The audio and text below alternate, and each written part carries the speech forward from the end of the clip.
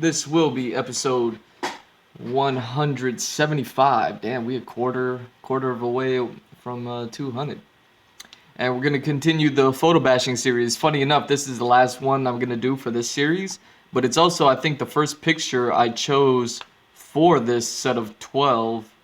Um, and the one that I was like, oh, okay, this is the look that I want to go for. So I thought it was interesting, but I also think it's unfortunate that there's like a car door sticking in the way and all this stuff. The camera's crooked. I wonder, if that helps, if that straightens it out. I don't know. Everything is so weird and on an angle here. Anyways, I got a bunch of Loki stuff playing in the background, like people breaking it down and all that other stuff. So yeah, I'm just gonna let that ride, and yeah, man, let's just get started. Let's just see what this does, and yeah, it'll be interesting to see what I decide to work on next because I've been trying to think about it and I haven't been able to figure it out. So it the time it is we are due to work on something, and yeah, I mean the obvious thing would be the more character art. Oh, yeah, I gotta go adjust my air conditioning as well.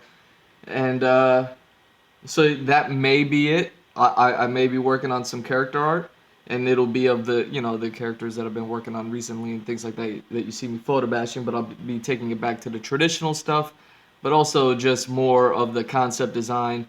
Really, all of this was an exercise of making the Cyclops work, and I believe I've been able to do that and try to understand it and apply it. And the more I worked on it, the less complicated and complex it became. And that's the whole point of these studies is to not only get good at something, but to understand it. So that way, when I execute it in the future, it's easier. So if I try drawing it now, it'll be easier, and then trying to draw it like a year from now, where if I draw it now and then a year from now, at least I have these memories to kind of pull from. And people will be like, "How do you do that?" Or "How'd you know to do that?" It's like, "Oh yeah, I did all this work a long time ago to set me up for what I'm doing at that particular moment." So yeah, I'm gonna go adjust my AC. I'm gonna drink my coffee with one hand, try to one hand as much as I can, and have some Loki breakdowns happening in the background. So yeah. CEO in the show Agent Carter. Notice that on these monitors, we see that Roxxon uses robotic janitors in the store, much like the TVA encourages robotic conformity in its employees. Roxxon also has numerous binders and manuals around the store and employee propaganda posters to show, like the TVA, they're controlling complicated bureaucracy. But a futuristic hardware store made me think of something. This is where that light-up shovel came from at the end of episode 1. Now, there are a few Easter eggs in the store. Notice the front desk advertises umbrellas for sale because they were taking advantage of the bad hurricane weather. For some reason, ladders are now called telesteps. Video games are all played on VR headsets, and I swear, this looks exactly like Spider-Man. The captured TVA agent keeps saying, I'm sure this is all going to be explained when we realize what the timekeepers are actually up to, but I'm going to throw out a theory. Actually, you know what? I'll say my theory at the end of the video because of potential spoilers, but it's a really, really good one. I hope you stay for it. So, this is the year 2050. You want to feel old? We're now closer to 2050 than we are to 1985, the year at the start of this episode. Oh my God, no! Lady. Percent of plaque bacteria with Crest Pro Health Complete Protection.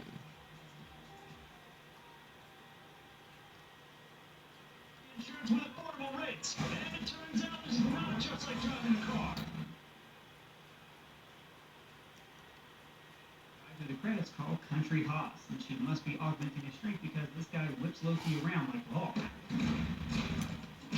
Yeah, I was wondering why those guys were so strong in the episode. It didn't make any sense. At one point, he smashes the TV map of the town, foreshadowing its destruction. And then we get the major reveal that, as we predicted, the variant Loki is a woman. You're a woman. Yes, I hope that's not a problem. Her first line, This isn't about me. could be a callback to another egotistical sorcerer's wake-up call. The channel heavy spoilers pointed out that the Spanish credits called Lady Loki Sylvia, the name of the seductive Marvel villain, the Enchantress. This could also explain her mind control abilities. But as always, I think Heavy Spoilers is full of shit. She's wearing a horned headband like newer incarnations of Loki have worn in the comics. Now, in the comics, Loki was briefly a woman after Ragnarok when he inhabited a new body that was meant for Lady Sif. We shouldn't be surprised by this twist because the first episode even listed his gender as fluid. When her plan goes into motion, the emergency lights turn red to symbolize that we've now entered into hell. Appropriate since in mythology, Loki was one cultural variation of the devil. And Doug had something to say about the robot dog, didn't you, Doug? Yes, Doug does not like the robot dog. People should not have dogs for robots. Please give me a treat. Yes, good point. But you have to admit that this robot dog, simply obeying its programming, does lend itself to the show's central theme of free will versus fate. And the show ends with Loki showing his free will by running from the TVA. While across the sacred timeline, Nexus events pop up like King Theories on YouTube. And we actually have a video coming out tomorrow that talks about Lady Loki's plan, so subscribe to check that one out. During the redlining, we see variant realities pop up all over the MCU. Now there are a ton of Easter eggs here and lots of historical facts to dive into. We've got a lot of theories about what all of these could mean that we're going to break down in another video, but I still wanted to list the Easter eggs for you here. There's Vormir in 2301, maybe when the Red Skull was free. 2004 Asgard, maybe in another reality where Ragnarok comes early. New York, 1947, when Steve stayed with Peggy. Planet Sakaar from Thor Ragnarok. Hala on Planet of the Kree. Xandar around the time their 1,000-year war with the Kree began. Planet Ego, Titans in the 1980s, and the realms of Nilfheim and Jotunheim. Like I said, we've got a ton of theories about what these locations mean that we'll break down in another video coming out soon. Subscribe for that one. Now this item in the credits looks like a sling ring, but it's much larger. Maybe it was used by the variant of Loki that was an ogre. Now, I promised all of you a theory. Hey there, it looks like you're making an Easter egg video.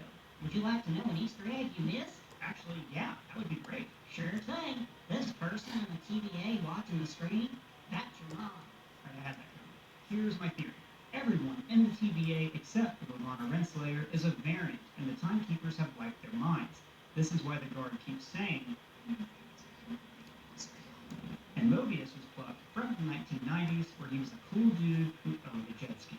Well, that's all the Easter eggs that I found, but if you found any, let me know in the comments below or at me on Twitter. And if it's your first time here, please subscribe. For Screen Crush, I'm Ryan Airy.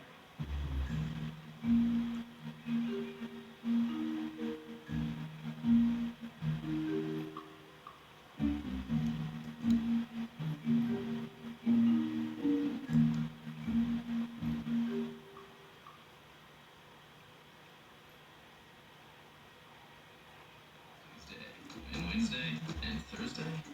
Too much of a good thing. Mix things up with Cholula. Best thing ever to happen to tacos. Choose Cholula.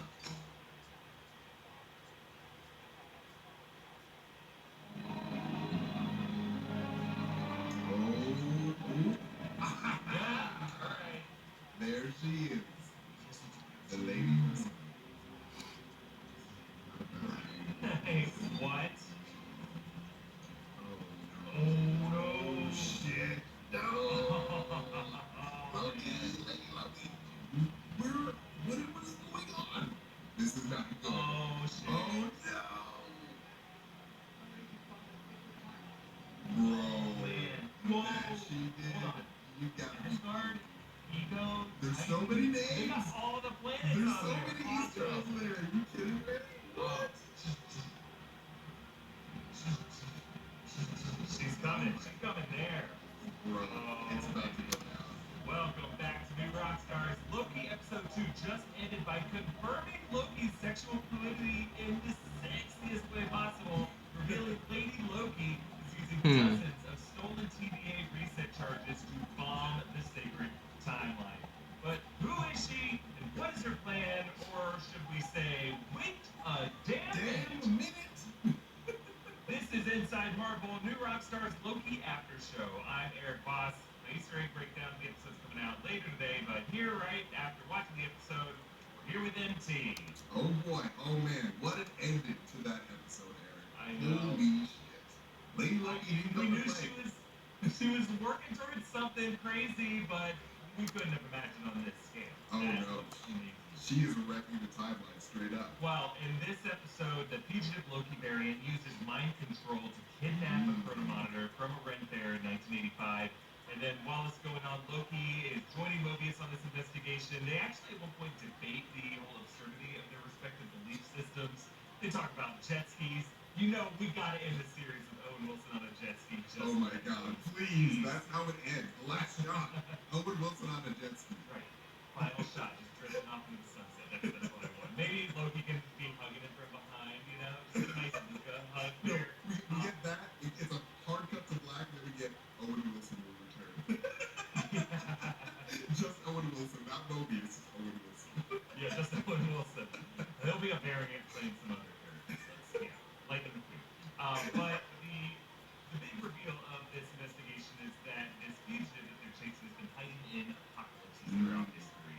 They proved this by going to Pompeii in 7980, right as Vesuvius is erupting.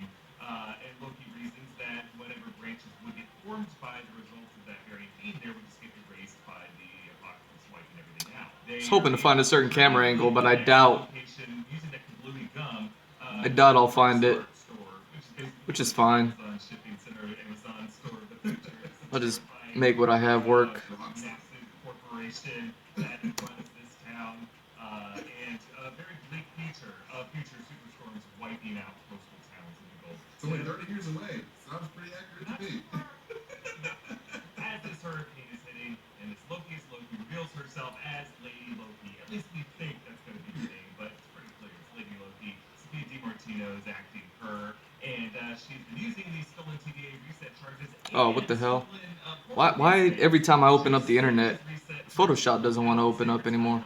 Causing all these branches, these chaotic branches. If you look close, it looks like all kinds of Marvel planets, like everything that the MCU has set so far is on that list, including Ego, Xandar, Vormir, Asgard. It's all there. Yeah, and the Easter egg breakdown all list exactly every date and what that could mean. But here, we just gotta really talk about what Lady Loki's planning. I think that's the central question. What's the next step? Before we get to that, be sure to check out our new latest obsession shirt, Loki Out of Time. These have been flying off the digital shelves over at newrockstarsmerch.com. I don't know if I'll be able to get one somewhere in videos. Hopefully, fingers crossed.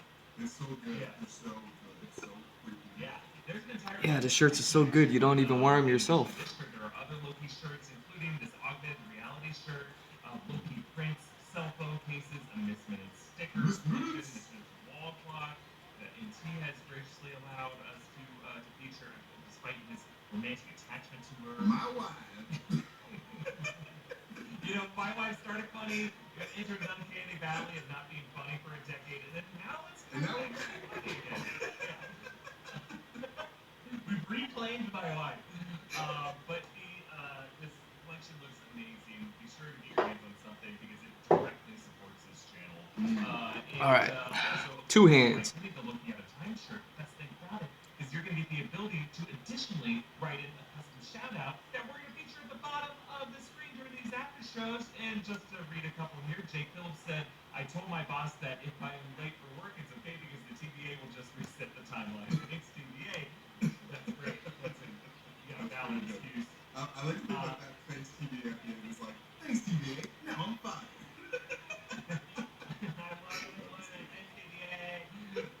Catherine said, why does Loki buy cough drops? Because he doesn't want a Thor throat. Oh my God. Catherine.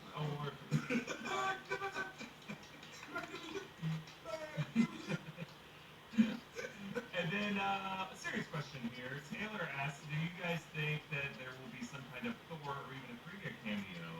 Also, congrats on the wedding, MC. Did he get married in this minute? Thank you. Obviously, yes, and I took her last name, so it's Oh, official. that's right. That's right. I should have remembered. How have I forgotten? My bad. But yeah, I don't know about a Thor cameo. I mean, technically, we have seen a Thor in a Frigga cameo through archive footage, but beyond that, maybe a Frigga cameo. I don't know if they're gonna get Chris Hemsworth in the show, but Renee Russo, I can see showing up. I mean, Frigga cameo, I think, is highly, highly probable because they showed Frigga in those flashback sequels. I think that that's gonna be a thing. But like later on, Thor, maybe we'll see a Thor variant, but yeah, maybe not Chris Hemsworth because that's a high. Oh, an ultimate Thor. Yeah. Do you think we'd see his brother, the actor, like Luke Hemsworth, playing Thor I in his hope ultimate so. timeline? He's the That Thor would that be amazing. I would love that Yeah. shit. Well, again, check out all of our great Loki merch options at newrockstarsmerch.com. But NT, what's our first question? Our first question of the day is, wait a minute, who is Lady Loki and what is her true identity?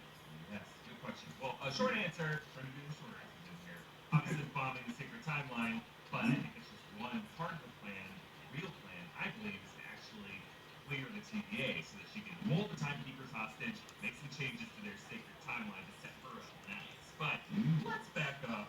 Lady Loki, we all pretty much guessed from Fluid showing up as Loki's sex on that case file in episode 1 that this mystery Loki variant would probably be Lady Loki. Now, in the comics, Lady Loki isn't so much Loki from an alternate timeline, she's really the spirit of Loki reincarnated into a female body after the Ragnarok event. It was a body made for Lady Sif, but Loki to kind of screw with Thor a little bit, just went into that body, and then lived on as Lady Loki. So it's not like we just tried to come up with like a girl version of this. It's still Loki, but now the sex identity is that of a woman. What an interesting prank. It's like, I'm going to become a woman. Don't Yes, I prank know. my brother more. Right? I mean, yeah, it's fun. But it's also very on brand for Loki, right? But in MCU's case, I think we can assume from Sophia DiMartino's character, her foreign crown, her common bond with Loki, that this is indeed the MCU's version of Loki, just a Loki from an alternate branch timeline. But she must be a past variant who has managed to avoid being erased by the TVA. I mean, she's been at this for some time before this branch L130 Loki came into existence. So maybe her past timeline was pruned, but she was not. The way that our branch Loki, I think, we saw that reset charge go up in Mongolia, that timeline was pruned, but Loki's just out of time with the TVA in the same way that I think Lady Loki's out of time, but not within TVA custody. She's been hiding in these various apocalyptic eras. Now, a lot of people are asking, well, why is she female? Like, what does that mean? Well, Loki's sex is just indeed fluid. And I think he explained the difference between duplication casting, illusion projection, right? We're learning different Lokis of slightly different powers. And in her case, she can transfer her consciousness into different bodies and project her consciousness into another host while she goes about her business in her own body. So I'm thinking maybe that female body may have been just a random woman that this Loki spirit overtook and decided to stay inside of, which actually would be pretty similar to that comic's backstory. Oh my god, I love that idea. What? I didn't even consider that. It's like, that couldn't even be the true Loki. What? That's a good Right, one. and the same way that there was like another Loki that looks like Tom Hiddleston, this is just like a body that she jumped into, and it's still Loki's soul and identity, just Yeah. doing this vessel, you know. Oh shit, what if it's Richard E. Grant, bro? Like, Hey, now you're thinking maybe Yo, that bro, that's a that good Richard E. idea. Grant is controlling her as a puppet, Yo, and then he's that would controlling be layers of puppets, puppet layers. layers, three-tiered puppet layer. It's really just a pyramid scheme. It's the Illuminati eye, and it's all connected. It goes all the way to the top. We do see like a sort of image like that in the credits, right? With the variant. I think there's like a one stick figure in a circle, and then we have That's the right. branches. So what if that one in the middle is like, I'm Richard E. Grant, and like I have these that's a really good I idea. love it. I love it. That's what we're doing. We're all thinking on the fly. We just watched the episode, and we're trying to unpack it, figuring it out in real time. Now, we also have to note and see, it sounds like Lady Loki might be telepathic. Like, in addition to being able to touch someone's temple and control their minds, there's that moment when she lowers her hood, and you hear all these voices echoing around.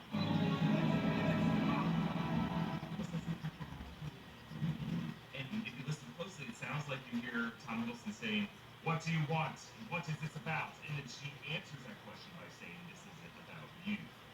This might be just another layer to her powers because I don't think we heard Loki scream out loud, "What is this about?" That might have just been a panic in his brain that he was trying to hide by putting on a brave face. And she could read into his brain and just be like, "You can't hide anything from me." It's such a different power set than the Loki that we know, isn't it? Yeah. He cannot do that. Like the only mind control he could have done is through the mind stone when he had it in the That's first right. one. And but like, I'm just wondering how varied these power sets are for each Loki. Because like we do get a glimpse of those little holographic projections that Mobius had before their little ice. And so we see a big Loki and we see like different variations. Like how different are these powers? Which is so It interesting. sounds pretty different. It's Yeah. not just like slight variations on a theme. These are completely different forms of sorcery, you know? I wonder if it's just Loki or like, Thor as well in different universes. Like is there like different power sets for Thor? Like it's so interesting. Or it does match with your line of thinking, NT, that this could be a very, very old Loki that's just picked up various forms of sorcery. Because Loki learned those sorcery skills This is from true. Frigga over time. He wasn't necessarily born with those skills. That was a learned kind of magic. So it's not like all frost giants or sorcerers, you know? So I think this could just be an older Loki that's picked up additional additional skills. I mean, we've already seen this Loki do things that he wasn't able to do before. He used telekinesis to summon a Roomba. You know, that wasn't something we ever had seen Loki do in the MCU, I don't think, right? Yeah, I've never seen it before. So And we know in yeah. trailer footage he uses like green energy blasts to like blast someone the way like Wanda Maximoff could. I don't recall him doing that. I wonder There's if all he's kinds of new getting skills. these new powers gradually throughout the series because Or maybe he's getting them from Lady Loki throughout this fight. She's powering him up as a partner, you know, and just teaching him, unlocking new skills for him, and that's kind of the temptation, the lure, the reason he follows her through that time loop. oh my god, that'd be so sick. Just love to get new powers. That's sort of number one. So I dig it. Yeah. Well, let's talk about her plan. Let's talk about her plan. She's obviously been stealing both reset charges and TVA portal opening devices. And now she's merging both of these, like dozens of them. And Loki correctly deduced that this variant has been hiding in apocalypses. That includes this Rockstar disaster of 2050. And the reason she's been hiding there isn't so that she can, you know, replenish her resources from this big Costco. It's so that it's this big warehouse space with a lot of shelves that she can hide stuff in case she's ever found, and she can gradually just like nestle something behind the TV screens, behind the Roombas, behind the plants, and just kind of go undetected so that she can do this all at the same time because she needed to be able to synchronize all this. I love that whole apocalypse angle. It's like hiding in the apocalypse, like no one would know what to think about it. It's just Right. such a good idea. And an apocalypse in the year 2050, there's all kinds of weird gadgets and gizmos all over the store. No one's going to look twice at something that looks Right. like just some kind of other radio equipment. Right. Versus if you try to do this in Pompeii or on Asgard or something like that, people will be like, the hell is What the this? fuck is this? Yeah. What the fuck is technology? Yeah, so really this is all a stalling game, right? Like she just popped her mind to B-15, to all these other different people just to like give her enough time to sync it all up. But really she's doing this to rig up all these dozens of charges, dropping throughout time and space. But yeah, it includes like New York in 1947, interesting year that I'll be looking into the breakdown. Asgard in 2004, what was happening there? The Kree homeworld of Hala in the year 51 AD. Now we know the Kree are much older than humanity, and they kind of stopped their evolution at like thousands of years before us. So what happened in 51 AD on Hala to make Lady Loki choose that one, or was it just random? I have to think it's all deliberate. Yeah, I think it's deliberate too, because you have to remember with the Kree, there's this like a really long war between the Kree and Xandar. Whatever that has to do with that, who knows? To destabilize it, right? So obviously, yeah, this is a crisis that threatens to destabilize the entire sacred timeline in very specific ways. But the real threat, I believe, is yet to come because the kidnapped proto-monitor says right before this happens that Lady Loki now knows the location of the timekeepers, something that Renslayer seemed to have as privileged information. And then Renslayer in particular watches in horrors all these Minutemen are rushing off to prune the branches, and she arms herself. And she probably realized that Lady Loki is coming to her, and that she really wanted to flush out all these TVA agents and leave the TVA undefended so that Lady Loki can sneak into the TVA and find the timekeepers. And we know from the trailer footage that Lady Loki does infiltrate this place. We don't know how far she'll get, but the end credits, remember, teased that one floor, 1EJ, that said access denied. That could be the chamber where the timekeepers, wherever the timekeepers actually are kept. And we'll talk a little bit later this episode about what Renslayer might be hiding about the true nature of the timekeepers. But my theory for now is that Lady Loki plans to find these timekeepers, to hold them hostage, or at least to force them to amend the sacred timeline so that the sacred timeline Loki, who still exists by the way, he's continuing on to Asgard in the Infinity Saga Yeah. that we knew before. That guy's still there. I think she wants to change that sacred timeline so that Loki gets replaced with this Lady Loki or whoever is controlling her, so that they no longer have to be a fugitive, that the world is theirs. But I also suspect that whenever Lady Loki gets there, she's going to realize that the timekeepers are less of the divine forces as she thought. It's going to be kind of like a Wizard of Oz scenario. The Wizard of Oz can't really give the secret exactly what they're asking, or he can't give someone courage, and you give someone a big medal, you know? So I think that's what she's going to find, that, you know, she's on her own story circle, and once you get what you think you want, you get disappointed and your goals change. Oh man, like I do like ever since you brought it up, like a Wizard of Oz angle has been like just in my head. Because I love it. I love twists like that. I think that the idea of clearing out the Minutemen so that Lady Loki can infiltrate is right on the money there. Because like there's just so many of them in there that like actually getting to the time is gonna be impossible. So like she's just making them all busy, like keeping them busy so that she can go and do that thing. Though I think that Lady Loki, I just think that she just hates the idea of being controlled. In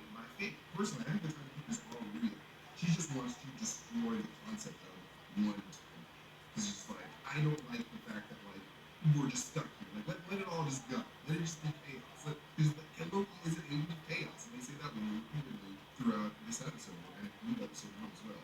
So it's just like, I think that she likes chaos and wants the multiverse of madness to occur, just because it means freedom. Agreed, and I think all the Lokis kind of believe that on a philosophical level, that they thrive in situations of chaos.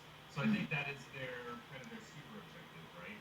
Is to have justice situations where they're the most chaotic. But on a more specific level, I think she targeted these very specific dates, one by one, to find the moment in that place's history where they were at kind of a fork in the road. And then they went the fork in the road that led to the history, but it was kind of those watershed moments, right? To create a specific nexus thing that would be even harder, the most difficult mess for the Minutemen to clean up in that scenario. Yeah. So I bet if you look at each one of those dates, you'll see, you know what, there was kind of a nexus point. If things could have gone in another direction there, and that's why she chose the specific dates to make it specifically impossible to patch. Goddamn, Lady Loki, you are one smart mastermind. She's been at this for a long time. You have plenty of time to plan it. I bet, given enough time, any of us can be the monster. I wonder how long she's been doing this for. Because, like, time moves differently, man. So, like, she could be doing this for, like, hundreds of years. Who knows? Decades. Yes, millennia, for sure.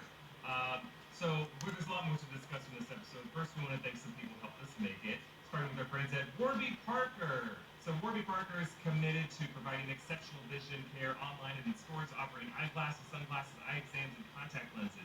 Glasses start at $95, including prescription lenses, sunglasses, progressives, and blue light lenses. Come on, man, get those commercials out of here.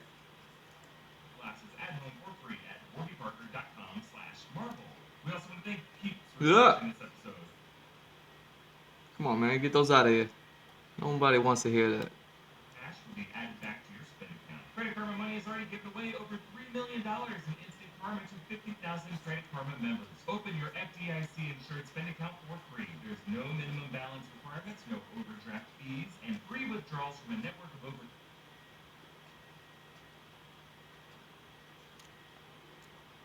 FDIC, maximum balance and transfer limits. Holy shit, they're So, still Indeed, talking. Ernest, wait a damn minute. Where are the timekeepers, and do you think Renslayer is telling the truth about them? Well, I personally do think that Renslayer is telling the truth about the timekeepers, and that the timekeepers do exist. Though, I'm not 100% sure because, like, in this episode, they do talk about the idea of, belief and, belief in a higher power, sort of, because, like, the humans believe in gods, like the Asgardians, and like the Asgardians don't really believe in any other gods above them. So this idea of the timekeepers being introduced, it's like they could not be real. They could very well not be real, or they could be what I believe to be the MCU's take on a Marvel group of beings called those who sit above in shadow. And if you guys are familiar with this in the comics, they're basically the gods of the Asgardians, and like they take the energies of Ragnarok to sustain them. They feed off of that energy. But I think Marvel Studios could be taking the timekeepers and this concept of those who sit above in shadow, smush them together, and could be using the timekeepers as this force that uses the forces from each timeline, each rotation of the MCU throughout time to sustain themselves. No, I like that idea. That might be why they have the sacred timeline. It's kind of like an energy beam, a stream that feeds them. And with the multiverse, they don't get a nice hearty meal. They just snack throughout the day, and that doesn't sustain them as well. And you see in the trailers, in the promo material, you see that rainbow stream around that rock thing, and I think that's the timeline that they suck energy from. No, I like that idea a lot. And see, I'm gonna clear something up. When I'm saying that the timekeepers might be part of some suspicious nature, I'm not saying they don't exist. That someone's just lying about their existence. I'm just saying they aren't the exact gods that Miss Minute said they are. Like that they're because in the comics they were artificial. They were constructed by someone. And that's what I think is happening in the show, that there's someone else who is controlling them, or someone else who built them. But I'm not saying that they're not in existence at all. Obviously, I think they exist. I just think that someone else is pulling the strings from them. So that's why I'm saying they're not real. I'm just saying they're puppeted. They're there. There's something there. But like when she says the timekeepers, I think she is referring to a more complex story there than what we saw in the Miss Minutes cartoon. Because Renslayer, like the fact that Mobius said he's never actually seen them actually seen them. I think when we actually see them, it's not going to be exactly what we have seen in these statues and in the cartoon. There's just going to be something more to them. And I think it might just be like a little man who looks like Richard B. Grant behind a curtain who's pulling a bunch of levers or whatever it is, you know. Or someone who's like, I created these things, they're now out of my control. You know, there's just more to that story. And I think we're hinting more and more of that in this episode. And I think that secret is what Renslayer is more afraid of being exposed. The fact that things are redacted in the end credits. There are lies, there are secrets, there's cover-ups, there's all kinds of things to the TVA story and their agenda that Renslayer is going to want getting out there. And I think that's what Lady Bird 2 wants to expose. I feel like that makes sense given that we do know about this, we don't know a lot about the information war. But let's say that there was a war, and that the aliens and all that stuff fought in this war. What if regular alien people won? They became these timekeepers. They had this, like, access to this power, but like they're just regular people, okay. Now I see what you're talking about with the Oz element. They could just be just regular, just not all that powerful people, but like they're just boosting up their myths. So it's like, yeah, we're awesome, we're pretty cool. You should respect us. Don't even wonder what we're doing behind closed doors. In the same way that like Uncle Sam is a symbol, Yeah. those symbols are very real to people. They matter to people. They Zemo. inspire people. They mean things exactly. But like it doesn't mean that there is a giant Uncle Sam who's going to drag you and force you to go to war. I'd like to think of this a giant Uncle Sam mech that we have, but in case shit goes down. 1A. You're fighting. That's essentially what he is, though. It's just really what that is. It's graphical. It's Mr. Hyde. Some crazy old withered man in a wheelchair. That's what Richard B. Grant. That's what I just believed in my life experience. That everyone pulling the levers of power is some terrifyingly old man who should have died decades ago. All right, what's our next question? Our next question is, wait a damn minute, what is Miss Minutes exactly? A recording, an AI, or somebody else? Yeah, there was that interesting moment where Loki was swatting her with a rolled up jet ski magazine. He's like, what exactly are you? Are you listening to me right now? Yeah, and also what's weird about her is she's a function on that, she's a selectable function on that device. Like, in the elevator, you can also push a button. What does it mean to push a Miss Minutes button? Does that mean she's going to pop out as a holo projection that moment and be like, what do you need me for, friends? And like, kick people in the knees and giggle and run away? Like, what the hell is she? I'm wondering if she is a living artificial intelligence, right? She's not recording, obviously. She's responsive in the moment. She could either be sorcery or technology. I'm leaning towards she's TVA technology. And in the way that, like, the Kree Supreme Intelligence was kind of this advanced technology that controlled everything in that civilization, I think that could be what Miss Minutes is. She could even be some kind of program that is tied with the Timekeepers. She is the public face of the Timekeepers in a way, to where she's this kind of cute, easy to digest thing, but the more and more you start to pull at the threads of her, she's like, I'm not going to give you the answer, sort of. Hey, show some manners. And she'll jump back into her little computer. But yeah, I think she's kind of like the TVA equivalent of the Kree Supreme Intelligence. That's my theory. Okay, interesting. What I also find interesting is that she did dodge Loki every time he tried to hit her. Yeah, he wasn't able to make contact with her, Yeah, but like, I would assume that she was just like this projection that he could just like zoom through. So like, why did she feel the need to hop around and then not just hide into the computer? Like, I wonder why she felt that need. Yeah, I know. Does she feel pain? Yeah, like, is she working on some kind of like hard-light technology that makes her physically real? It's very interesting to me. I wonder why she died. Yeah, I think it's like almost like genie magic. Like genies are just smoke, but they don't want you putting your hand through them, or ghosts the same way. Like it feels weird to do it. It's rude, and it's disrespectful. And I think respect matters a lot to her. Exactly. I mean, I would know more than most because I've been kicked out of the house and a couple of times sleeping on the couch because of accidental disrespect. Won't do that again. Yeah. Sorry, Mr. Sorry, dude. And see, I want to ask you another question. Yes. Wait a damn minute. Who is Justice Renslayer's other mystery analyst that she keeps on the side Yes, for the movies? bed, Yeah, I Frank thought Lee that was, Rose is on high school. yes, we're definitely going to get some more information on that in the future because like, they're obviously setting it up. I don't think that it's another mystery analyst. I have this has like a secret life on the side. I think that that pen is probably from like I don't know, a parent teacher conference, and she has like a daughter. It's like, hey, I'm sure Mobius is gonna find out he's like a clone, Oh, she's cool. like that whole comics story that he has. He's gonna find out he's like a clone. There's a millions of them. Gonna blow his mind.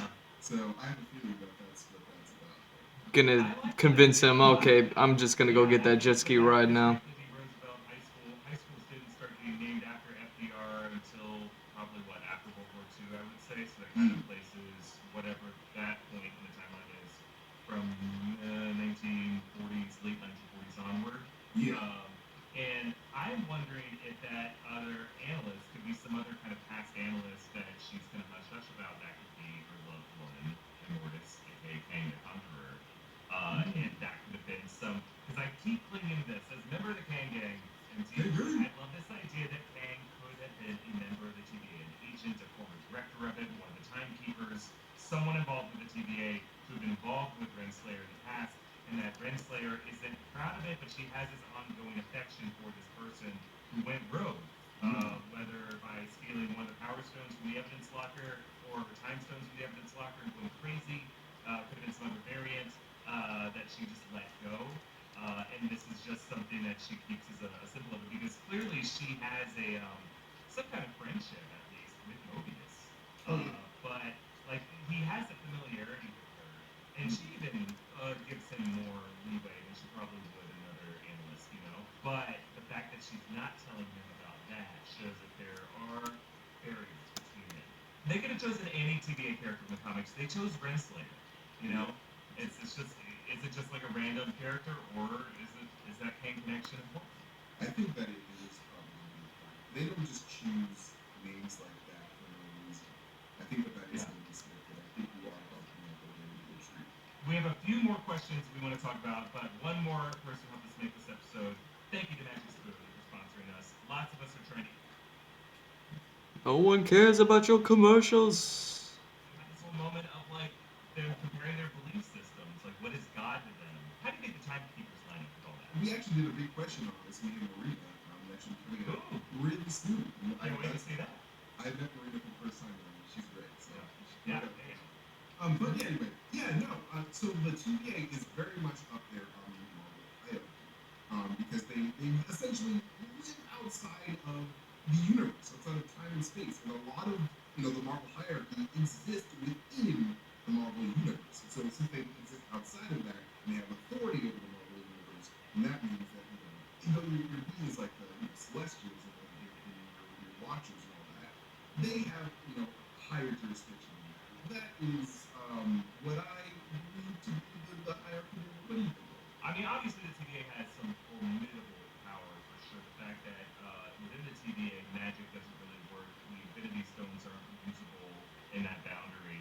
It just depends what the ultimate source of the TVA powers is. Is it the timekeepers themselves? Is there some force beyond the timekeepers of the TVA that really supplies the power? But the fact they can trump as guardians is a pretty big deal.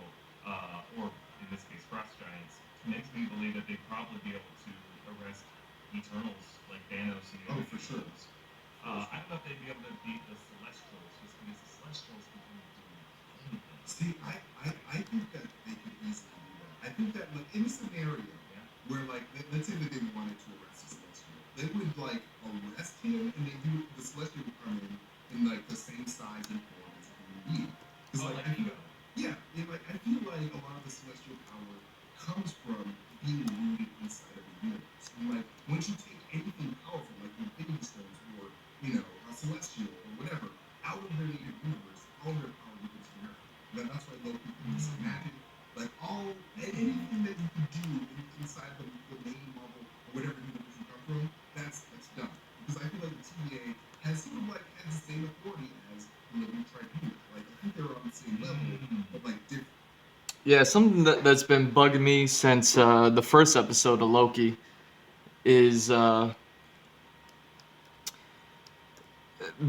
Infinity Stone thing and everything that we learned about magic, as far as in WandaVision, when it was like, oh, the person who creates the ruins and has the power. So if the TVA has power over magic and over the Infinity Stones. I want to say that maybe the TVA have oh shit, come on. The TVA have like some sort of ruin or runes that are giving them the power over other forms of magic. And just because they can't see it, they're like, oh, so it's not that magic doesn't work there, it's just that other people's magic doesn't work there. You know what I mean? Just like Wanda couldn't use her magic within the runes of Agatha's in that little small space. The TVA is just a really big space, and it's like, hey, within here, your magic can't work just because my magic is trumping yours. And it's just about like whose magic is that? Could be Kang, could be the chick judge who's running the show. Um, you know what I mean? Like we don't know whose magic is running the shows. Who knows? It could be a Loki variant. Um, that's doing it. Could be a Frigga variant, like just any old magic user.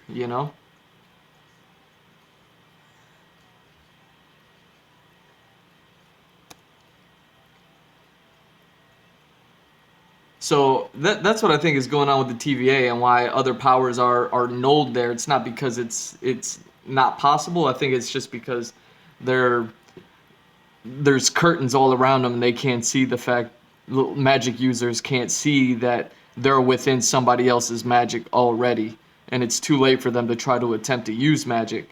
And I mean, this could be what Loki's doing to try the bad Loki, the one who's like bombing stuff, is trying to blow up the TVA enough so to break the visage, the mirage of power that they have, just to destabilize it enough in order for magic and other magic users to reign and use their magic within it. Um, Again, just to obliterate it for whatever reason. Like, I don't know why they would want to do that, but if they have more power, if they have power over the Infinity Stones, like that's hell of power. So you don't want people just having that, especially if they're misusing it. Maybe. So I think as the series goes on, we're gonna see just how nasty the TVA is and why we want to do away with it. But then it becomes like, how do you do away with something that's so powerful? And who knows why they created what they created? It could be the reason why mutants don't exist. I don't know. I don't know. But I do think that magic is existing. I think that was the whole thing. Is like, Loki's always talking about like freedom is the biggest lie ever told. And now here magic users don't have the freedom to use their magic. But they could use magic once upon a time. It was just within that space. So maybe it's you can't use magic here, and it's only because there's already other magic at hand. But that's the illusion that no, magic doesn't work here. It's useless to even try to use it because it doesn't work here. And it's like, no, no, no. There's magic being used here. You just don't know it. We're not going to allow you to know it, and therefore you won't believe in it. That way you'll just cease to try to use the magic, just like freedom is the illusion in Loki's theories and stuff like that. So I've been contemplating that. I've been looking at that, but I'm an idiot. So, and usually I overthink things and then I shoot for the moon with theories and shit like that. So I don't know. But it'd be interesting to find out if I'm right. Like if my overall theory is that the TVA is using magic and the magic is just encompassing such a space that all other magicians just aren't utilizing their magic to override that much space. But I'm gonna let that shit rock. It's shit. So like, Yeah. I do feel like Celestials and Galactus and Milwaukee's and all of that would probably be as the powers Loki in that scenario. And they usually fall within their cosmic purpose, so like you wouldn't see a Celestial or Galactus in the TVA because they're serving their universal function. No, that's a good argument, NT, because like it's so hard to compare the power statuses of things like eternities, to Chronos, because they're all just like living embodiments of Yeah. And it's not really even possible for them to wage war against each other because it's like the way it's set up in Marvel Comics, like Living Tribunal is kind of the ultimate legal authority, you know. And if you think of the TVA as like a legal institution with courts and judges and prosecutors and things like that, it seems like they would probably fall right underneath the Living Tribunal. I don't think they're above the Living Tribunal. Exactly. Living Tribunal is like the Supreme Court justice, and then TVA is like an appellate court that's right underneath that. Exactly. That's a good one. But that appellate court can prosecute anyone. Like in the American legal system, pretty much anyone is supposed to be under the law unless you have a very interesting interpretation of the second article of the Constitution, as some of our recent presidents have. But we won't get into that here. That will be a different podcast series channel in the future where I'm allowed to be political. Inside But politics. well, that will be it for this episode of Inside Marvel.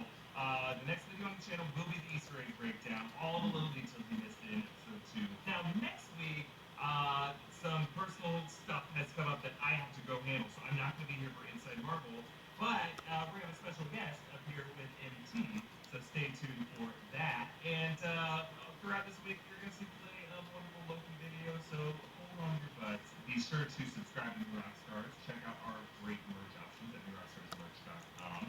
Follow me at EABoss. Follow MT at Mastertainment. Thank you for watching. We'll close with our favorite moment of the episode. That's from that reset job as well.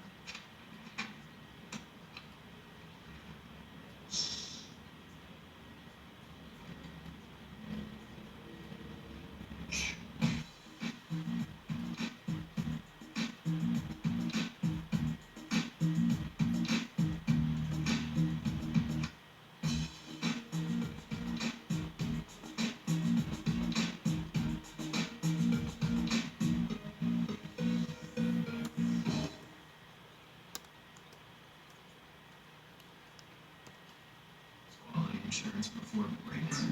Turns out this isn't a sleeping bag.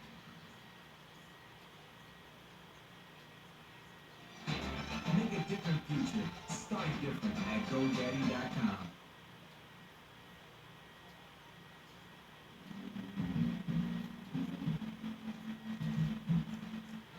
You can't trust me. Look, I've studied almost every moment of your entire life. You've literally stabbed people in the back like 50 times.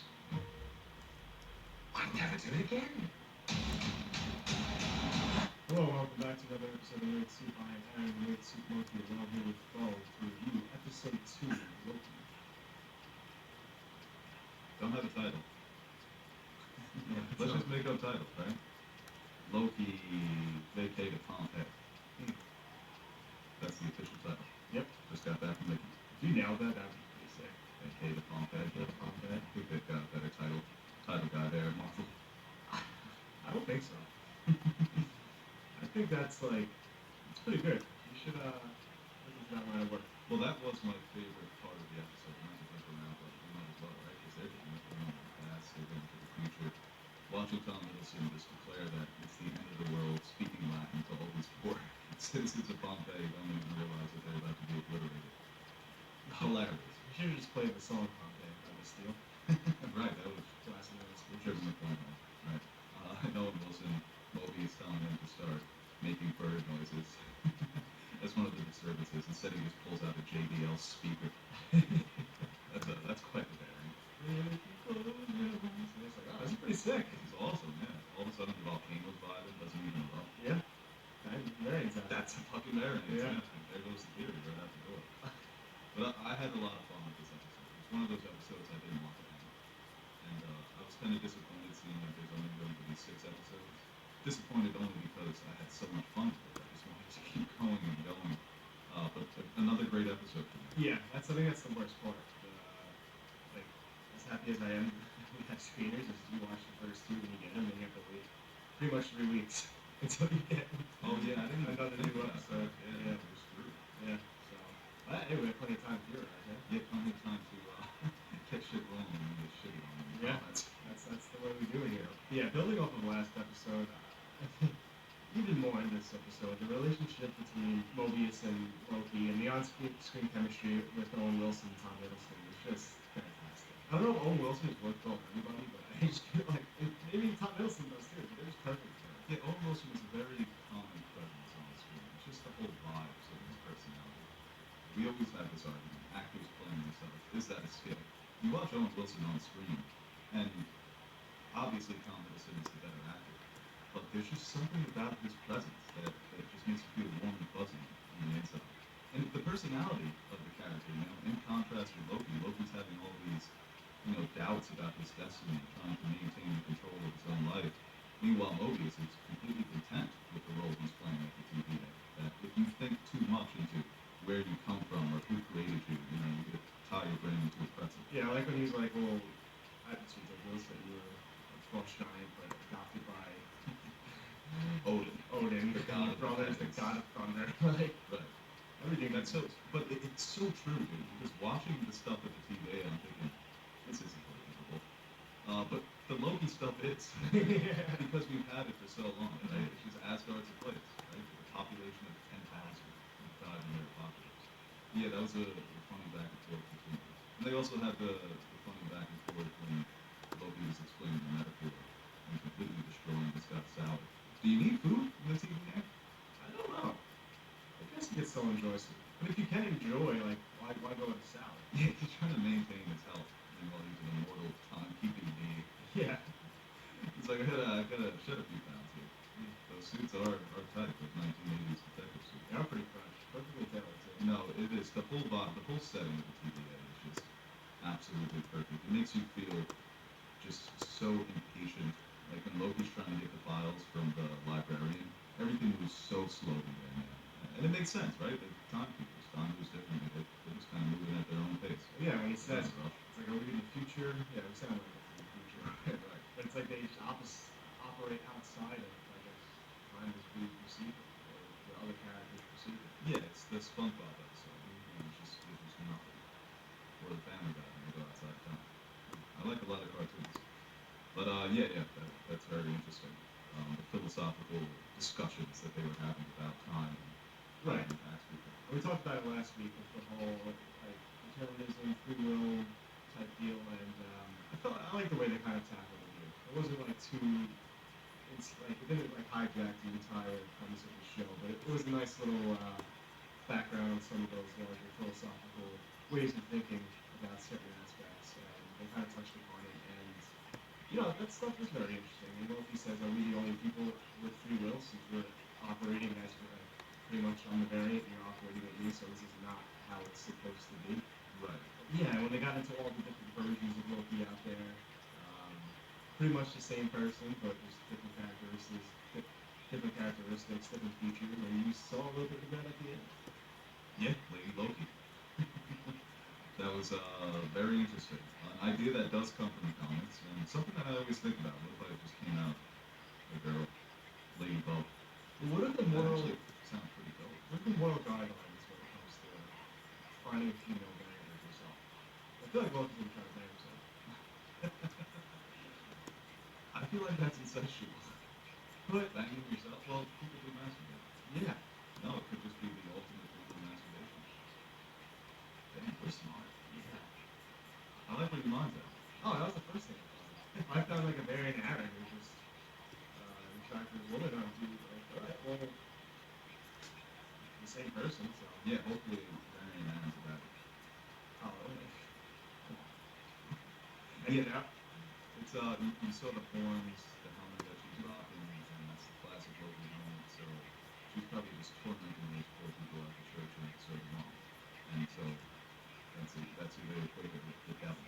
So and you talked about this before recording. Seems like she's a bit more violent than the traditional Loki. I know Loki in 2012 Avengers was kind of off the leash, a mad dog. But she seems like she's taking that even further. She takes prisoners, but that was the first time that she actually did that. She was trying to lure these variant Loki in. She's brutal. She's stabbing people in the back, walking around in the hood, scary and ominous. Yeah, it's interesting to think about. I wonder, like, even before this revelation, I was wondering if this Loki variant, like, where is he in his like timeline? Right, where is she picking up from where we know Yeah. Loki? Right. And kind of how much experience does she have with the TVA in this new world and technology? 'Cause Obviously, she does have a lot of knowledge of this technology and how to use it because she's ahead of the game right now. Right. And She truly is the Loki 10 steps ahead of everybody. yeah, Yeah, I'm wondering if her story picks up right after Thor 1. I wonder if they'll try to spin it where Loki always says that he's been slighted, but Thor says that those are imagined slights. And yeah, you can make that case that Loki was conflicted because of him being adopted by Odin and then being passed over for the throne. I don't know if that warrants you trying to take over another planet. Maybe this Lady Loki was truly slighted in a way by her family that warrants what she's doing now, or at least in her own eyes. Maybe it's more justifiable from her perspective. We look at what Loki does and we can understand it, we can never justify it. What if Lady Loki is doing something that's justifiable here? A real slight by her family. And maybe this picks up right after Thor 1. But there are definitely other places where you could pick up on Loki's story and imagine that he could still go on this sort of rampage. But this does feel like a darker Loki, to me at least. right. And yeah, I think it'll be interesting to find out like what's different with her in terms of what we've seen from our Loki and our movies. Right. Now, do you think what she did at the end, I mean, the consequences of that, we didn't see it play out over 4 episodes, but that's almost like an more movies. Yeah, that's almost like something that's how you end the show, right? Yeah. For the sake of timeline's destroyed, and then you go into Spider-Man and Doctor Strange. And, Feige had the comments that this is going to be the most impactful show, but it's a very chaotic ending. Yeah, it seems like everything's all messed up now, so we have to see how they're going to try to put the pieces back together. And for an event like that to happen, I wonder what the first scene of next episode is going to be. Right. Just to see like what's going on and what are the true ramifications of this event. Yeah, how is the TVA going to react to it? How is Loki going to react to it? How do they, how do they fix this problem? It's awesome. That's why I didn't want this show to end. It's been such a blast, and for that cliffhanger ending, it's just neat episode 4. Definitely neat. But the beginning of the episode was great. Him behind the desk, reading the Jet Ski magazine, getting a tutorial from the woman in the TV, the projection. It's like, are you alive? Just a hitter. So that was great. And even when they go out in the field for the first time, Loki trying to, I thought he had him there for a moment. Yeah, maybe. Yeah, no, he had me. I was like, damn, Detective Loki. This is really impressive.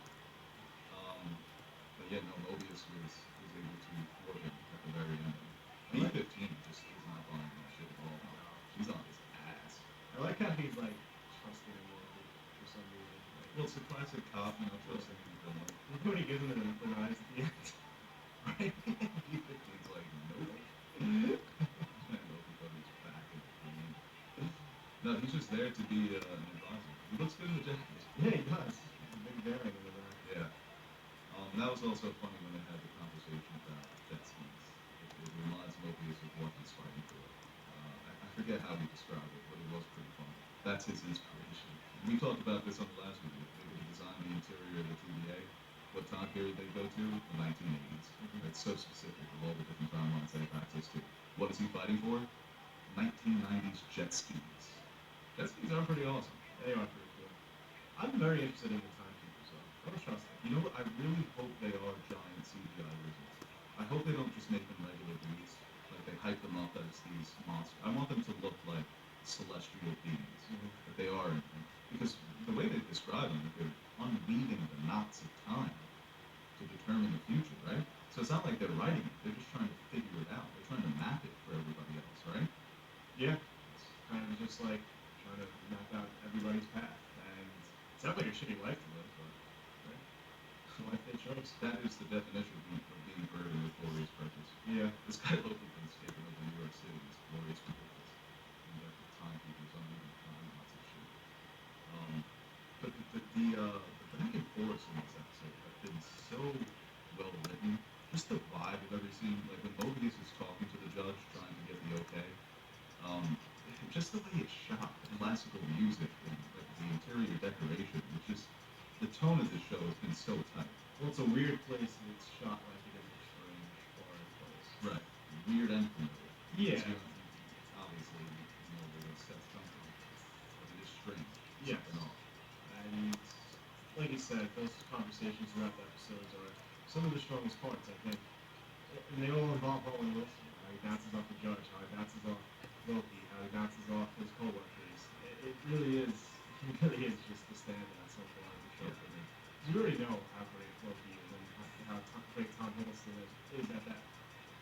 Tom Hiddleston is not playing that character, but this is just a welcome surprise. And Well, he's a character with a strong moral center, and he's not phased by all the Lokiness.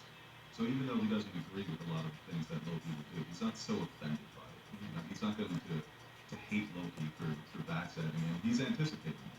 He's a very smart character, and like I said, he's got the moral center. He knows what he's fighting for, whereas Loki has absolutely no clue. So that's why it kind of makes him the perfect pick. You know, and that's the thing. Tom Hiddleston has had such great chemistry with every character he's played off of in the MCU. And now he's getting the chance to lead, doing a great job of it, and he's got his perfect complementary player here with Mobius. do you find it odd that it's so Earth-centric, though? That's always going to be the MCU, right? It's just Yeah. always going to be Earth. They haven't gone to any other planets. Yeah. And they touched on Ragnarok. Right, and that's the thing with variant Loki, they're very aware of the other planets in the cosmos. So I wonder if we get more of that moving forward. Will it go to Asgard at certain points, or different planets within the realms? You know, it cost a lot less than filming an Asgard set. Filming in Oklahoma, Yeah. or wherever they were at the end. Just a giant superstar, an abandoned superstar, sprucing up the CGI. Right. Yeah. It's funny because the ideas of the show are so epic, but these, like, just in the beginning with the Renaissance fair, and the woman's like, some of us really need this. You know, it's like you said, it is very Earth-centric, the smaller sets. But I've enjoyed that so far. And hopefully they do go more cosmic. Did you see that Spider-Man mask from 2050 in the background of the store? No, that's awesome. I didn't notice that. It was a black Spider-Man mask. Ooh, interesting. Well, the concept of, when apocalypse is imminent, you can do whatever you want because they're not going to create any branches. Everyone's going to be destroyed. That's a very neat idea from a philosophical standpoint. Right. You can do whatever you want, but no one's gonna. If the outcome is still the same, then nothing really changes. Right. Right. So they test that out in Pompeii, and like I mentioned in the beginning of the review, that was probably my favorite scene of the episode. I thought, maybe because when he reads the file about Ragnarok, and he starts to tear up, that's also been a great part of these first two episodes. Him getting all of this in such little time, having to deal with these huge traumatic events that we've witnessed. I thought that was going to change his aspirations, where he wants to now save Asgard. Maybe that could still be true because he tells Variant Loki, "I'm going to take over the TVA." Variant Loki's like, "You're thinking too small." Maybe that is his kind of altruistic goal here, to save his people, to save his planet, something that Thor couldn't do. I mean, that would change everything, obviously. Ragnarok has to happen, so maybe it can't be that. But maybe Variant Loki's trying to do that as well. Who knows? Maybe they're trying to change things permanently because they want to bring back their planet. Yeah, like what is his end game? Are they just gonna like dust him when he's done? Yeah, I mean, basically, right? I mean, Mobius is kind of iffy on giving him an audience with the time because he kind of teases it, but never says he'll actually do it. You got to keep an eye on that. Cops do that shit. Yeah. We're still yet to see those images of Loki with the campaign badge, and he's got the horns on again, and he's got like Vikings behind him. So I don't know what the hell is gonna happen there. Maybe the timekeeper's term limits are up, right? Well, yeah, I mean, he follows his variant to wherever she was going, so Right. he's kind of on a little rogue right now. So I guess right now he can just operate to do anything because everything's gone to shit regardless. So. And you imagine the TVA is going to get him back into custody. But yeah, he's chasing Variant Loki, and we may see more chaotic events happen in the beginning of episode 3 before everything kind of gets back into order. But those interactions between Loki and Loki, what did you think about that? I enjoyed obviously the reveal was pretty cool. And I kind of saw something like that coming because they never showed the variant Loki. And it's like, if it's just Tom Hiddleston, then you can just show it. Right. Because then you're obviously building up to a reveal. So I thought... That thing. For a little bit, I thought, oh, they could fucking put that thing in the show as Variant Loki. I did enjoy watching the other Lokis though, like the Loki put into B-13 and the worker at the store and things like that, and them trying to act like Tom Hiddleston. Yeah. I found that very fun to watch. And then when she came out, I thought, I want to rewatch it again, so when it comes out, I'll rewatch it. I just want to see like the different mannerisms and how they kind of mirror each other in that sense. Right. Yeah, they did all those actors did a good job of trying to imitate Tom Hiddleston. And like I said, I feel like Lady Loki is a darker version of the character, maybe a more mature version of the character. Even if this Loki met Loki from Endgame or Infinity War, there'd be some differences there. It is a different Loki, a more mature Loki. So she seemed to be annoyed by our Loki. I don't know why I just thought when he's like, I don't like the backstab. It's like, Loki, I've literally watched your whole life. You backstab at least 50 times. Literally stabbing people in the fucking back. There also could be a possibility that our Loki is ahead of the game. That he anticipated this variant Loki. I think that could be revealed near the end of the season. That he truly was the one who's been ahead of the game in every aspect. Because you mentioned this while just watching the first episode, when he successfully thwarts B-15 and puts her in that loop. Like, it's like the first fight Loki has ever won. Because Loki, he talks a big game, but he's always losing. He Yeah. never wins anything. He's this mastermind, and his plans always fucking blow up in his face. So maybe this is the chance, him leading his own series, where, once again, it looks like he's on the ropes. That he is not 10 steps ahead, he's 10 steps behind, and maybe he's 20 steps ahead. I think that would be cool for the character to finally give him his win. Instead of, his win so far in the MCU is just him getting his neck broken by Thanos, or not being a total douche in Ragnarok. It is similar to Ragnarok, right? Because his whole idea was to take over that shitty ass planet, take over Jeff Goldblum's job, and then he gives up on it to save his planet. So maybe we see something here, something similar with this series. He's trying to take over the TVA, and then he ends up trying to do the right thing. I kind of want him not doing the right thing. I just want him to win. I just want to see this battle of wits continue with Loki on top. Yeah. Our Loki. Yeah. What about the Avengers are up to in 2015? Well, Spider-Man is probably the lead. It could be a different Spider-Man. Yeah, Miles Morales, right? What are variants of Avengers are doing? Too many, it's opening up too many enemies. But, You can't think about it too much because your mind will be. I'm calling it right now in this review. If it's not, it's going to be in the multiverse of madness. Tom Cruise will show up as Iron Man. I guarantee they do that. It's too good not to do it. Because there's all those rumors about. You always see it. The alternate reality where Tom Cruise played Iron Man. It's going to happen. Because I think that. No, I think, but it'll be like a quick, like, oh, where are we? Oh, and Tom Cruise like, hey, Tony Stark. It's like, what the hell is this? And they snap into him, something sweet and cool. Marvel's got that guy. You shove out a little, some Doge for Tom to say. Maybe it's not Tom Cruise, but I think we're going to see a lot of cameos in these movies where alternate actors are playing some of these Avengers. Right, I can see I that. mean, look, like Deadpool managed to get Brad Pitt for a split second, right? So the MCU can get Brad Pitt for a split second, like he was Captain America or something like that. That's what this show is opening the possibilities up for, right? Yeah, I guess so. And I wonder if we're gonna get any other cameos in Loki. I mean, we've gotten like scenes of things we've already seen from other characters, but I wonder like anything new from anybody. This is the show that could really do it, right? Especially within the MCU. Kind of actors maybe playing different versions of their characters. That would be. Well, they talked about Chris Evans as a cameo, right? Oh. Yeah, Chris Evans as a cameo as Captain America in a future project. Maybe it's Loki. Maybe he shows up as an alternate Cap, right? Or maybe Peggy Carter shows up as Captain Britain. Possibilities are endless, man. Blowing your mind, right? What if it's an actual thing? Like it just takes place within these multiverses. Right, yeah. Well, the idea of the multiverse is weird with the sacred timeline. I think of it like one of those Twizzlers that you peel. Right, so if one of the Twizzlers comes out, Yeah. that's the multiverse. Yes. But there are still alternate realities within the big Twizzler. But all the multiverses are intertwined into Right. a big, regular Twizzler. Right. That's a great, the Twizzler metaphor. Yep. They're going to study that in physics classes hundreds of years from now. It's too much. Just solve the multiverse. Well, I think it does suck that we have to wait now 2.5 weeks for episode 3, but my mind's gonna be racing thinking about it until that point, and we'll follow along as it drops weekly. And man, like I said before, first scene of episode 3, can't wait. Yeah. It's going to be fun to rewatch these episodes. Yeah, definitely. Just to watch with everybody, see how the internet responds, and I can't wait for episode 3. This really could be the best Marvel show. We say that with every Marvel show that comes out. The first couple of episodes are good.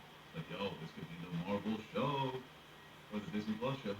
Literally the first one, WandaVision. Yeah, that is true.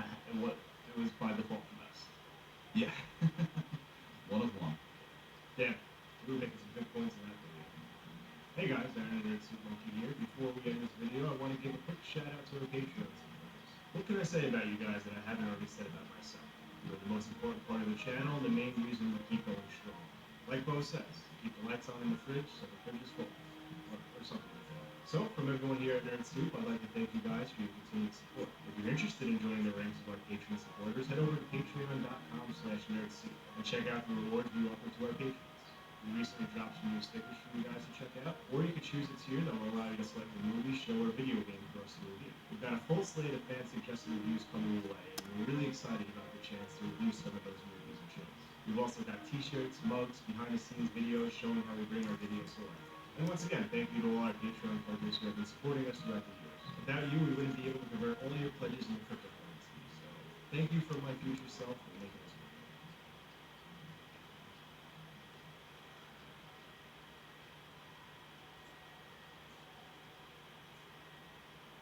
Rob, and let's explain the ending of Loki episode number 2. So here's the thing. You guys were right about it being Lady Loki. Honestly, I wanted it to be Eichel. I really did. I love the character of Eichel. It makes sense that it's Lady Loki. She's cast for the show. Eichel is not. There were some rumors about characters that were going to appear in the show, and there were castings that had not quite been announced yet.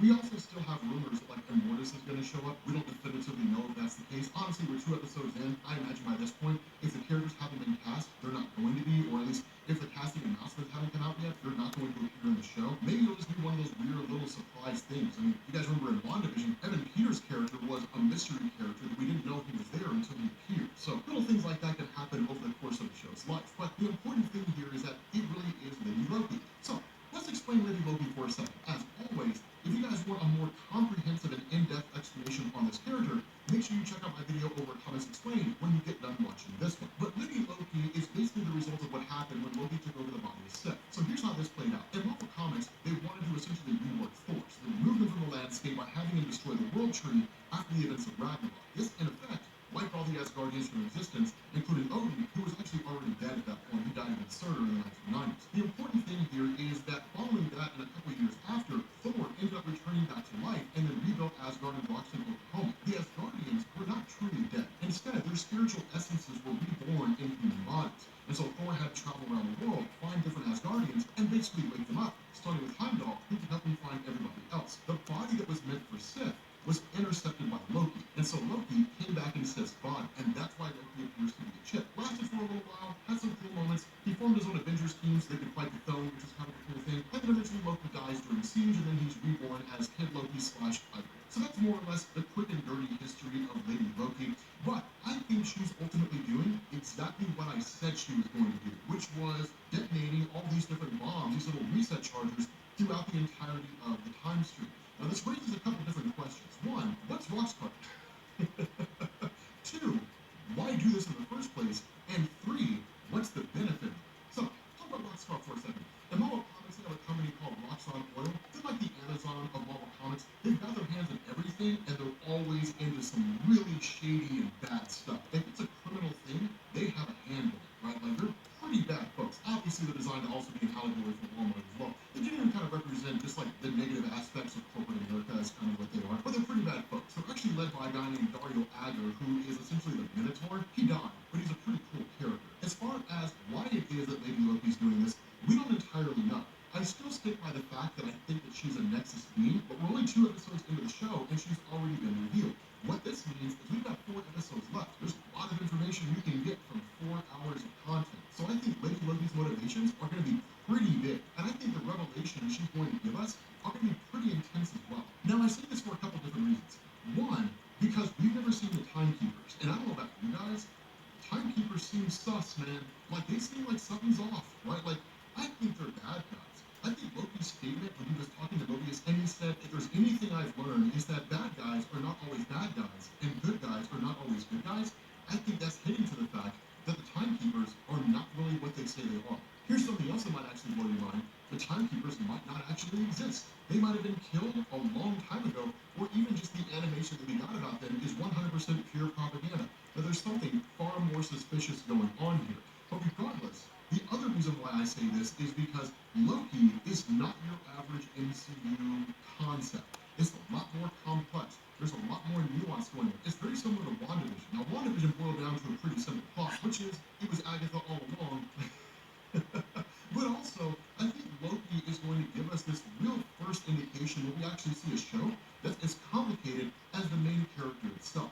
Loki's a very complex character, and giving us this kind of total shift from the character that we're used to, where he's just causing mischief and invading New York and working with Thanos and pissed off at his family. But instead, there's a lot more going on because the Loki show is nothing else if not a redemption arc for the character of Loki Lofty. So it's cool to see this happen. And so I think that there's going to be some huge revelations that come out with what's going on with Lady Loki. And I think one of the things we're going to learn here is that the Time Variance Authority are actually the bad guys. They don't know they're the bad guys. They're following the direction of the Timekeepers. But if I give you a series of evil orders and you follow those, not knowing that they're evil, then they're still evil. You're still a bad guy. You just don't know that you're a bad guy. So I feel like that's kind of what's going on here. It's possible. I don't know if that's definitively the case. But the big thing, and I think the biggest takeaway from this, is that you're probably asking yourself, if the reset chargers exist to prevent alternate realities from coming into existence, then what would be the point of sending them throughout different places in the time stream, and how can they in turn create alternate realities? Well, you can interpret this a couple different ways. The easiest and most convenient way to interpret this, albeit I think the wrong way to interpret it, is that the reset chargers are just appearing at different points throughout time when they're not supposed to be there. In the same capacity of Loki and Mobius having that conversation in Pompeii, and Mobius saying, we're not supposed to be here, we could create a branch in the timeline by just occupying this space. The reset chargers may very well be functioning in the exact same way. But that kind of begs the question, what's the point? Because all they have to do is just trace those back to their genesis points, and then in turn, pick up the reset charger and take it back, like maybe even reset the reset charger, and that's it. The day's saved, right? You can wrap the whole thing up in an hour.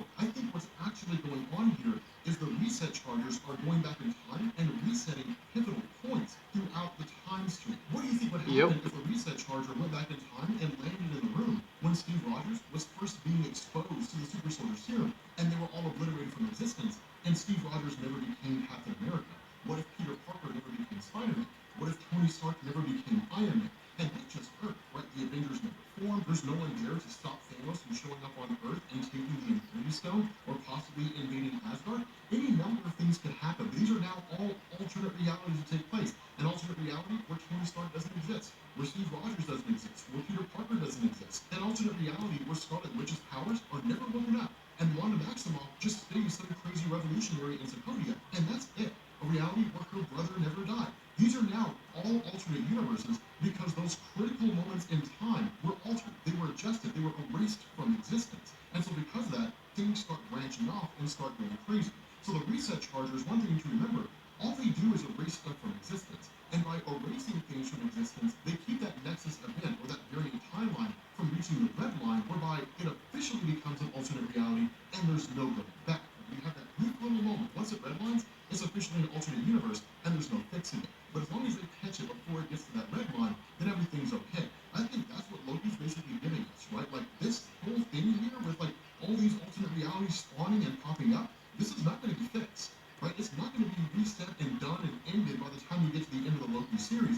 Instead, it's going to continue past the Loki series and likely the end of Doctor Strange 2 with the multiverse of madness. So again, it's going to be nuts and it's going to be cool. Speaking of all these little variant timelines, this brings us into our Easter eggs. And the Easter eggs that we have, or at least some of the ones we're going to talk about here, actually support this case that that's where the reset charges are going off. Because if you look at the list of these nexus points, these nexus events that are happening as they're popping up on the screen, a lot of them are taking place in significant moments throughout the history of the MCU. Vormir, Sakaar, different places like that. These moments where significant events took place that could potentially alter or create whole new realities based on what would happen if those moments never took place. The Incredible Hulk never landed on Sakaar. That the Soul Stone was never taken by Thanos from Vormir because you never saw Gamora tossed over the edge. The next thing I noticed is that in the scene when Loki is being assigned to look up his variant, Owen Wilson says he's going to go get something to eat, that there's actually the number 372 written in the background. That's a reference to Thor issue number 372 when the TVA first appeared in the history of Marvel Comics. So that's a cool little moment to recognize. One of the other little moments here is Oshkosh, Wisconsin. That's where Mark Grunwald's from. He's the guy that created the Time Variance Authority. That's also where the superhero Quasar Wendell Vaughn is from, which is a really cool moment because I feel like turning into BuzzFeed and just being like, are we going to see Wendell Vaughn in the MCU? I don't know. What do you think? Clickbait.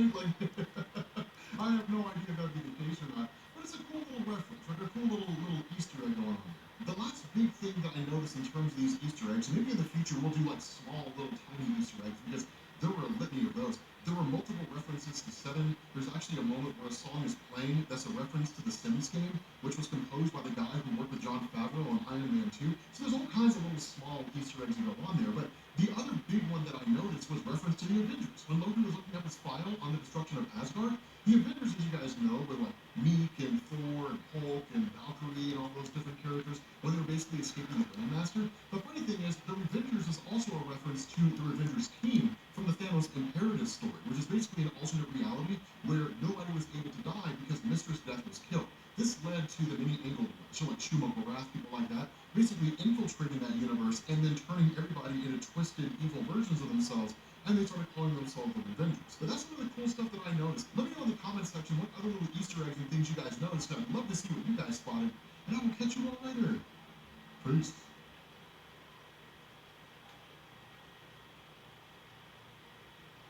My ears that the ongoing theory about the multiversal war in Loki is actually the events of Secret Wars in 2015. Do I wish this was the case?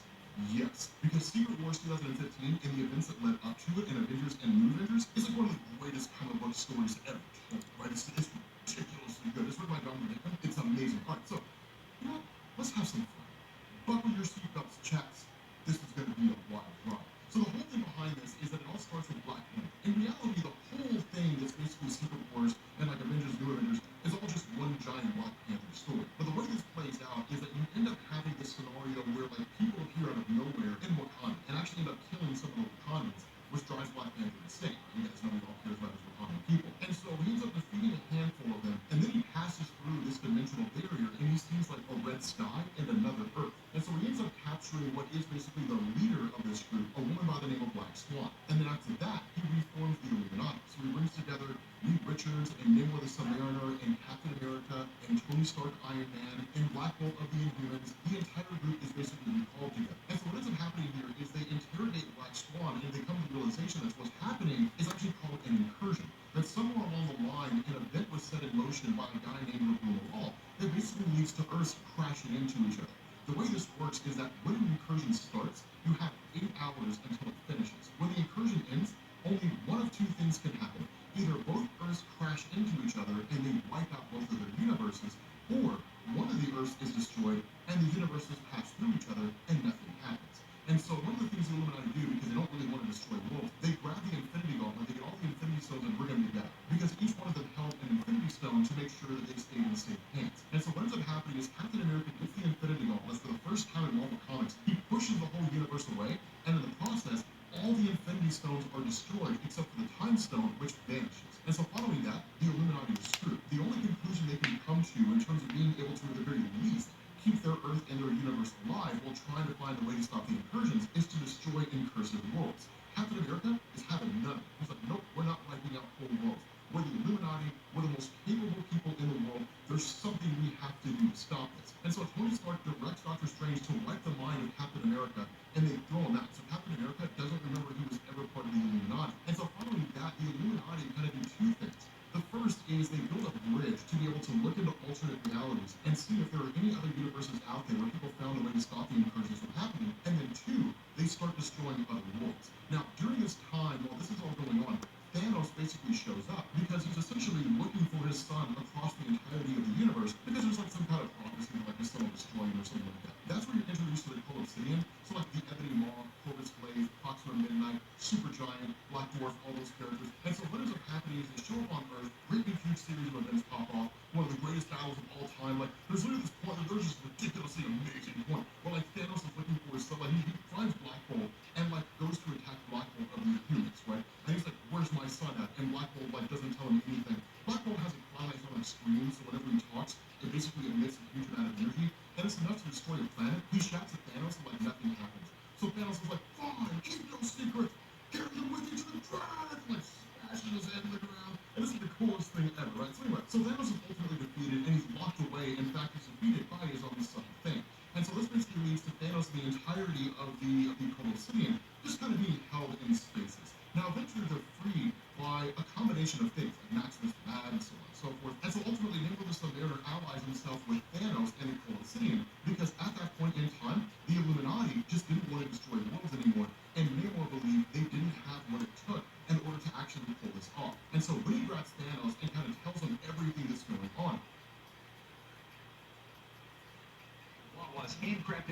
nutritious smoothies made fresh your way at Wawa.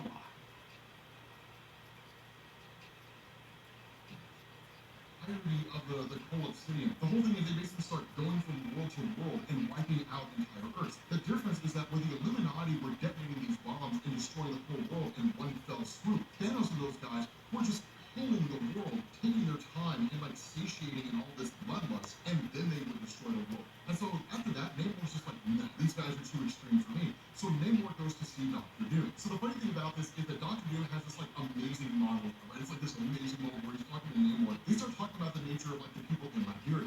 And Doctor Doom's like, do you really believe that if these people didn't want to destroy me, that they wouldn't? The whole idea is I keep them fed, I keep them protected. So before they pray to whatever god they pray to before they go to sleep, they give thanks to me. But ultimately, Doctor Doom turns down Namor's offer to help him find a way to stop the incursions, because ultimately, Doctor Doom's like, I'm nobody's second choice, right? He's like, nobody's gonna come and take me second. Now, during this time, while all this is happening, and like they freed Black Swan, the Illuminati were working directly with her to better understand the incursions and all that kind of stuff. There's one incursion that takes place where it involves a blue sky, which is a huge thing because normally the incursions are red skies. The blue skies mean map makers, and these guys are kind of wild. So the way this plays out is the map makers are basically individuals whereby they'll send forward a group called the Sidera modules. And the whole point behind them is they will basically go to a world and they will conquer and sanitize the entire world. And then what they'll do is they'll ride that world to the next incursion point. So that when that world meets another Earth, they'll jump from that Earth onto the new Earth and they'll repeat the process over and over again.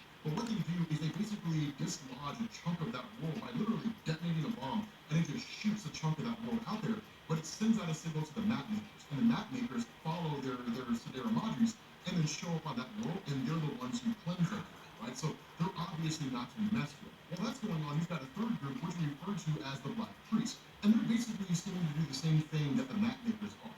And then there's just kind of like unknown entity out there that's referred to as the Ivory Kings, right? So things kind of pop off, stuff gets really, really crazy. The important thing to understand here is that you end up doing this time skip called 8 months later. And this is basically when everybody learns the incursions are happening. Captain America is the director of S.H.I.E.L.D. He's like hunting down the Illuminati and trying to capture them and bring them in. You've got the Multiversal Avengers team, which is basically a whole bunch of Avengers that are going into the multiverse to try to find a way to stop the incursions. And then you still got the Illuminati, who are basically fugitives evading the law and then trying to find a way to stop the incursions. Like, everyone is trying to find a way to stop them. So anyway, what you end up having here is like all these different superhero teams going into like these different facets and trying to understand what's going on. Doctor Strange has disappeared a long time ago. Like he vanished a while ago. So what ends up happening is the Multiversal Avengers meets up with Doctor Strange. And Doctor Strange is basically this guy who has allied himself with the Black Priests. And the way this works is that, like, if you get a cold, your body responds with the immune system. That's what the Black Priests are. The Black Priests are the multiverse just manifesting these beings that are supposed to kind of end the incursions by destroying enough worlds that the incursion just kind of balances itself out. And so the whole thing behind this is that Doctor Strange learns like all the powers of the Black Priests. He basically leads them now. He grabs the Multiversal Avengers, and they basically split up into two groups. One part of the Multiversal Avengers goes into the multiverse to try to find what are called the Ivory Kings, these kind of mythical beings that people talk about but they've never actually seen before. And then some of the other Multiversal Avengers ally themselves with Doctor Strange and the Black Priest to find essentially Raheem Malal. And so this is when things get kind of crazy because they find the Ivory Kings, man, but they're not the first ones to do it. So you end up learning that at a previous point in time when the incursions first kicked off, that Hank Pym and Ant-Man had been sent into the multiverse by Reed Richards of the Fantastic Four and the Illuminati to try to find the cause and the source of the incursion. So he ends up kind of telling like this crazy journey, right? Like he kind of appears out of nowhere and he just comes through a portal and he's like, I found them. He's like, I found the Ivory Kings, the White Lords of Wild Space. They're the Beyonders. And then like Hank Pym's like, we're so screwed. Like there's nothing we can do to stop these guys. And it isn't because the Beyonders are just stupidly powerful. So they're like, okay, like tell us what was going on. So Hank Pym's like, okay, man. So like I go into the multiverse, and the problem is the multiverse is not really stacked layers of universes. It's just kind of it's stacked and sideways. There's no true north. So I had to give myself a kind of compass. He's like, after that, I started hopping through all these alternate realities. And so ultimately he comes across this point where like the Ivory Kings, the Beyonders, are killing all the cosmic entities from across the multiverse, right? It's cosmic genocide. Like they're wiping everybody out. And that's why the cosmic entities vanished when Reed Richards and all them were talking to them, because it turned into like this huge multiversal conflict. So then eventually the living tribunal pops up, right? The multiverse given form. This being is supposed to be like the supreme power of the multiverse, short of the one above all. wipe out the living tribunal. And that's when when Hank Pym's like, these guys killed the living embodiment of the multiverse. What are we gonna do to stop this, man? We're a handful of characters here on Earth, and we have no real meaningful powers that are anywhere near on scale with these guys. Enter Doctor Doom. So what ends up happening is Doctor Strange and the Black Priest and a handful of the multiversal Avengers end up going and finding Ra's al, only to find out that it's actually Doctor Doom. And what had happened is that Doctor Doom had basically met with a guy named the Molecule Man Owen Reese, who'd been around for an exceedingly long time. And the Molecule Man revealed his actual origin. And the way this played out is the Beyonders had basically used the Molecule Man as an experiment. That they had come across the existence of the multiverse, they were curious about it, and so they created one Molecule Man in every single universe. This guy is ridiculously overpowered. Imagine if a person could alter the atomic structure of the multiverse, and that's basically the Molecule Man, right? So the whole thing behind this is that the Beyonders wanted to detonate all the Molecule Men at one time, but Doctor Doom and the Molecule Man of the main Marvel universe kind of beat him to the punch by accidentally killing him. And when that happened, it obliterated the whole universe. What this did is it created a domino effect. When that universe blew up, it took the universes next to it and bumped those into the universes next to them, which bumped into the universes next to them, and so on and so forth. And so literally, universes were just being pushed outward in like an explosion pattern, and that's what caused the incursion. It was all started by Doctor Doom. And so what they ended up realizing they had to do was travel across every single universe and kill as many Molecule Men as they possibly could. But killing a god is no small thing. And so in order to pull this off, Doctor Doom created the Black Swans to travel from universe to universe, just wiping them all out as he possibly could. During this process, the Beyonders became aware that Molecule Men were being destroyed across the multiverse, so they entered into the multiverse, and then they started killing all the cosmic entities, trying to find out what was going on with their experiment. And so what ends up happening here is one of the craziest things ever, right? What ends up happening here, there's some crazy event where like we versus the Illuminati are like, okay, so here's the entire standing of the multiverse, we have like a few 100,000 universes left, and then like that, they're gone. And it's like a dozen universes left. No, I'm sorry, it's only 2 universes left, right? It's the main Marvel universe and like the Ultimate Universe, right? And they're like, what happened, right? I mean, just like in the blink of an eye, they're gone. Now the other part of this is that where Doctor Doom created the Black Swans, the Beyonders, because they couldn't consistently enter into the universe, they're the ones who made the map makers. And the map makers were doing what they were doing, charting the entirety of the multiverse to find out what was causing these incursions to happen in the first place. And so following that, things get nuts, right? Because what you have are like a few 100,000 universes that are left. All grievances have been put to the side at this point, right? It's just everybody doing what they can to survive. And then, oh my god, when Thor and Hyperion died. Okay, so here's the crazy thing. So Thor and Hyperion is basically a Marvel analog of Superman. There's this crazy moment like them and the rest of the multiversal Avengers end up facing off against like some of the Beyonders, right? It's like 2 Beyonders come out, and one of them is destroyed by the Starbrand, who's basically a character that has as much power as being used to destroy whoever he's fighting. And so ultimately, like, most all of them are killed, and it comes down to Thor and Hyperion, who are the 2 guys left, right? Hyperion's eyes have more or less been gouged out at this point, and Thor's arm's been ripped off, right? So like, I mean, they're ragtag, right? I mean, like, you know they're not gonna make it. All these Beyonders come pouring out of this portal, and like Hyperion's like, we're gonna die here today. And Thor's like, yeah, man, but if we're gonna die, like, then I'll see you in Valhalla. And like Hyperion's like, brother, today I will meet you there. And like they go racing into the Beyonders, man. They go racing into the Beyonders. And then it's just like in the deep cold blackness of space, there was a crack of thunder, something lightning, and then silence. And like that's the end of Thor and Hyperion. It's like the last ride of the gods of Marvel. It's one of the coolest moments ever in the whole story. I was like, oh my god, when they died, it was amazing. So the crazy thing about this is that you've got like a few 100,000 universes. All right, man. So here we are, about 90 minutes in. It's usually how it goes. I think we're done with this one. Yeah. And with that, we're done with this series of photo bashing of this character. So let's go back to the beginning, see what we started with. Got this old handsome devil here, and this is where we ended. So, yeah, big difference, big changes. Let's go through it layer by layer, see what happened. You know, I mean, anybody watching this, unless it's like your first time or something, you know what it is. So we go in, we have our original, do some color changes with the skin and the hair, and then add the body. And then what else? Do the face. Whole lot happens with the face. And start to prep the hair. Add some of the hair. Add more hair. And the gills, of course. And then we have the fin back there. And yeah, that's it. That's it for this, guy. Sign it and we're done. So, yeah, that's going to be the end of this one, man. I am G Mr. Drew, and that's at G Mr. Drew at on all social media. Links are in bio, along with my website, gmrdrew.art. You can check me out there, anything and everything I've ever done. I'm going to continue with more concept art for my story and my IP that I've been working on. This is just another piece of concept art. This isn't all for nothing. And yeah, I just want to thank you all for watching, man. This is the Andrew Glowczewski Experience, episode 175, photo bashing, character reference creation. And this is the end of this series. I am going to have to spend the night thinking about what the hell I'm going to work on next. If it's going to be photo bashing for another character, or if I want to do some props, or start tackling some environments. But I got to do something, and there's plenty of work to do. It's just what am I going to do? And yeah, man, that's it. So wish me luck.